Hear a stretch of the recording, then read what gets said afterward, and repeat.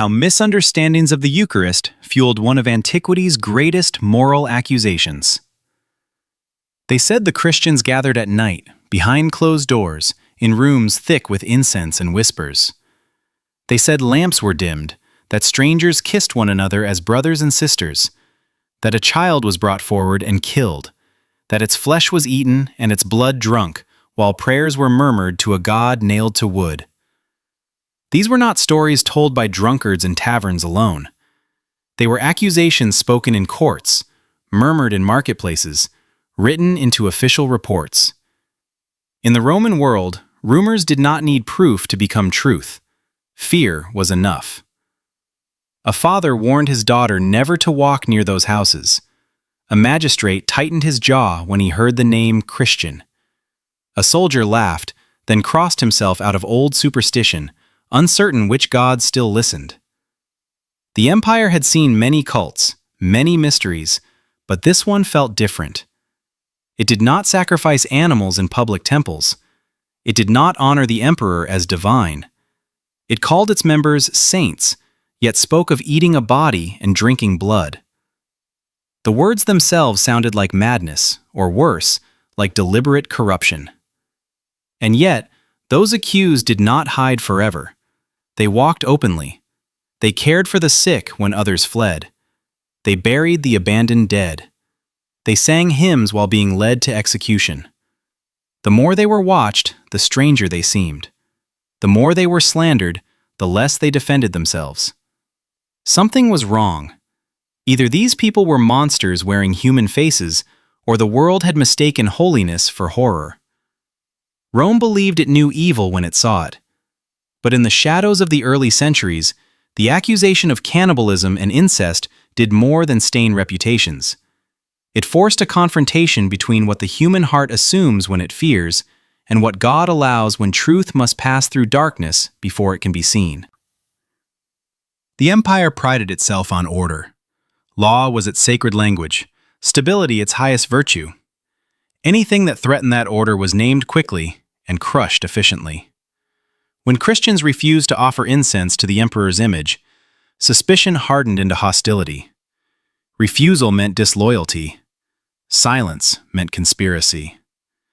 Their meetings, held before dawn or after sunset, became the perfect breeding ground for imagination. Romans knew the language of scandal. They had used it before. Bacchanalian rites had once been accused of orgies and murder, and the Senate had responded with blood. Now the same pattern returned. Christians called one another brother and sister. To Roman ears, this sounded like a confession of incest.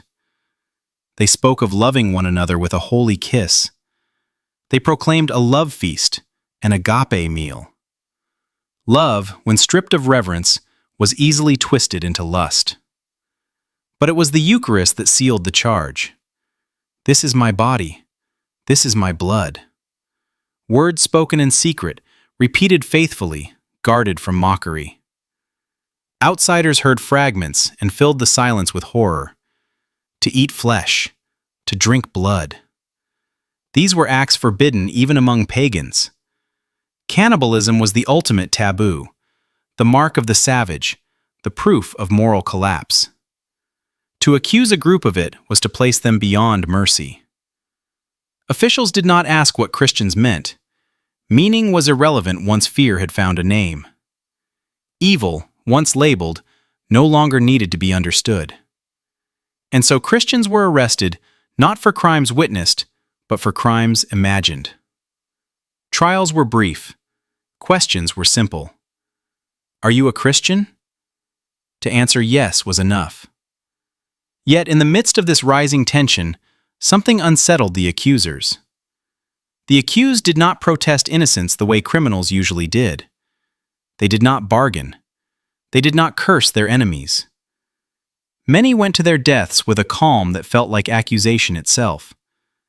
If these were monsters, they did not behave like monsters. If this was evil, it wore a disturbingly peaceful face.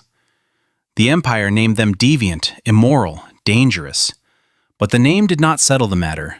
It only deepened the unease, as though Rome had spoken too quickly, and now feared what might be revealed if the charge were examined too closely. There were those who knew both worlds, men trained in rhetoric, loyal to Rome, educated in its philosophy, who nevertheless found themselves drawn toward the accused. One such man stood at the edge of a Christian gathering, not as a believer, but as an observer. He had heard the rumors. He had repeated some himself. Now he watched. He saw no frenzy, no blood, no cries. He saw bread lifted with trembling hands.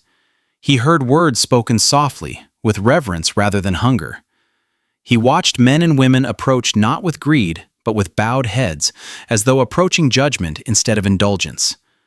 When the cup was raised, there was silence, heavy and alert, like the pause before a storm that never came. Later, when he questioned them, they did not explain eagerly. They spoke carefully, as if guarding something fragile. They did not deny the words, body, blood. They refused to replace them with safer language. But neither did they act like people hiding a crime. What they protected was not secrecy, but mystery. This insider, still loyal to Roman reason, felt the ground shift beneath him. If the Christians were lying, they were lying with a discipline he had never seen. If they were telling the truth, then Rome had misunderstood something fundamental. He began to write, not sermons, but defenses addressed to emperors and governors. He spoke of reason, of morality, of lives changed not by indulgence, but by restraint. He explained that the Christians did not consume flesh like beasts. They received a gift like beggars.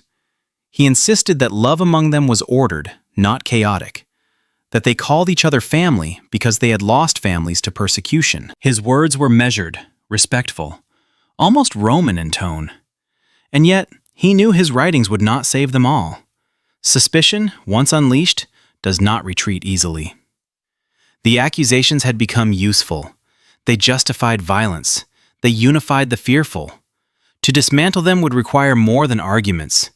It would require time, suffering, and the quiet endurance of those willing to be misunderstood without surrendering the truth entrusted to them.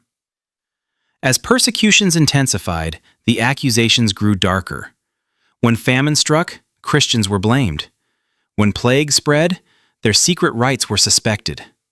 The logic was simple. Hidden crimes invite divine anger. The crowd needed an explanation, and the Christians were visible enough to carry the weight of it. In prisons, believers were pressed to confess, not faith, but depravity. Admit what you do in the dark, they were told. Some were tortured not to extract information, but to confirm the story already believed. Pain was expected to produce the truth that fear demanded. When it did not, the silence of the Christians was interpreted as stubborn guilt. Inside the church, the pressure seeped inward. Parents feared for their children. Converts hesitated before baptism, aware that the waters they entered might lead to blood. Leaders debated how much to reveal, how much to conceal. The Eucharist, source of life, had become a cause of death.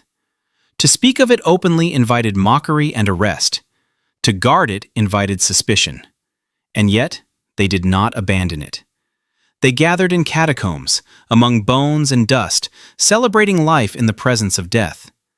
They spoke the same words, unchanged, even when those words were used against them. This refusal to adapt felt, to outsiders, like arrogance. To insiders, it felt like fidelity purchased at an unbearable cost. The dissent was not only external. Doubt whispered even to the faithful. Was God asking too much? Was silence cowardice or wisdom? Was mystery worth misunderstanding? Some faltered. Some lapsed. Some handed over names to save their own lives. The church bore these wounds quietly, knowing that purity was not proven by the absence of betrayal, but by the possibility of repentance. Rome believed it was uncovering corruption. In truth, it was driving the faithful deeper into the shape of the cross. Accused of consuming a body, they were themselves being consumed. Accused of drinking blood, they were spilling their own. The accusation became a mirror, reflecting not their sin, but the cost of remaining misunderstood in a world that demanded either conformity or annihilation. There came a moment, repeated countless times, when a Christian stood before a judge who had already decided the verdict. The charge was recited: cannibal, incestuous, enemy of the gods. The evidence was rumor, but rumor was enough. The sentence loomed like a blade waiting to fall, and then, unexpectedly, mercy was offered. "Recant," the judge said. "Offer incense. Speak the words. You may go free." The mercy felt almost cruel. Freedom at the price of silence. Life at the cost of truth. The empire did not ask them to deny crimes. It asked them to deny love. Some accepted. Many did not. Those who refused did so quietly, not in defiance, but in sorrow. They did not accuse the judge. They prayed for him. This, more than the rumors, disturbed the onlookers. Mercy was supposed to produce gratitude, not refusal. Death was supposed to be feared, not embraced with calm. As executions proceeded, the story Rome told itself began to fracture. Cannibals did not forgive their executioners. Incestuous cultists did not sing psalms while beasts approached. Monsters did not face death with thanksgiving. The mercy that Rome extended revealed its own injustice, because it exposed the lie at the heart of the accusation. The blood of martyrs did not silence the church. It clarified it. Each death stripped the rumors of their power. The more the Christians were killed, the less plausible the stories became. Evil, once named, had been tested, and it did not hold. Yet the climax was not Rome's realization. It was God's patience. He did not strike the accusers. He did not vindicate his people with fire. He allowed the misunderstanding to linger, to wound, to kill. Mercy, in this story, did not feel fair. It allowed suffering to continue. It permitted lies to breathe longer than truth. But, within that mercy, something irreversible was unfolding. The Eucharist, accused of being a crime, was shaping a people capable of dying without hatred. And that, more than any argument, would eventually force the world to reconsider what it thought it saw in the dark. Long before the accusations faded, long before emperors softened, the Christians continued to give thanks. Eucharistia, thanksgiving. They did not wait for vindication. They did not postpone gratitude until safety returned. They gave thanks while hunted, while slandered, while misunderstood. In small rooms and hidden places, the same ritual endured. Bread broken, cup shared, words unchanged, not as defiance, but as remembrance. They remembered a God who had been misunderstood first, a body broken publicly, accused of blasphemy, blood poured out under false charges. The pattern was familiar. History was repeating a sacred shape. Gradually, the empire changed, not through proclamation, but through exhaustion. Persecution lost its urgency. Accusations lost their force. Christians were no longer new, no longer strange. Their lives were observed more closely. Their care for the poor, their refusal to abandon the dying, their fidelity in marriage eroded the old stories. Cannibalism and incest sounded hollow when weighed against decades of visible mercy. When eventually the Eucharist could be spoken of more openly, it was not because it had been explained away, but because it had been lived faithfully. Thanksgiving had preceded victory. Gratitude had come before clarity. The Church had not survived by correcting every misunderstanding, but by remaining what it was, even when that identity invited death. The resolution was quiet. No official apology erased the blood. No decree restored the dead. But the lie lost its power, and the truth, having passed through silence and suffering, emerged not as a concept, but as a people shaped by what they had received in the dark. The story does not end with Rome. It ends with a question that God still asks the human heart. What do you see when you do not understand? Do you name evil quickly? Or do you wait in silence long enough for truth to reveal itself? The early Christians were accused because mystery frightened those who demanded control. The Eucharist still does the same. It resists reduction. It refuses to be made safe. It asks to be received, not dissected. And when it is misunderstood, God does not rush to defend himself. Instead, he asks whether love can endure misinterpretation, whether gratitude can exist without recognition, whether faith can remain faithful when the world calls it monstrous. The accusation of cannibalism has faded, but the temptation to judge what we do not understand remains. God's question lingers in the quiet after the story ends. Will you stand with the crowd, naming evil from a distance?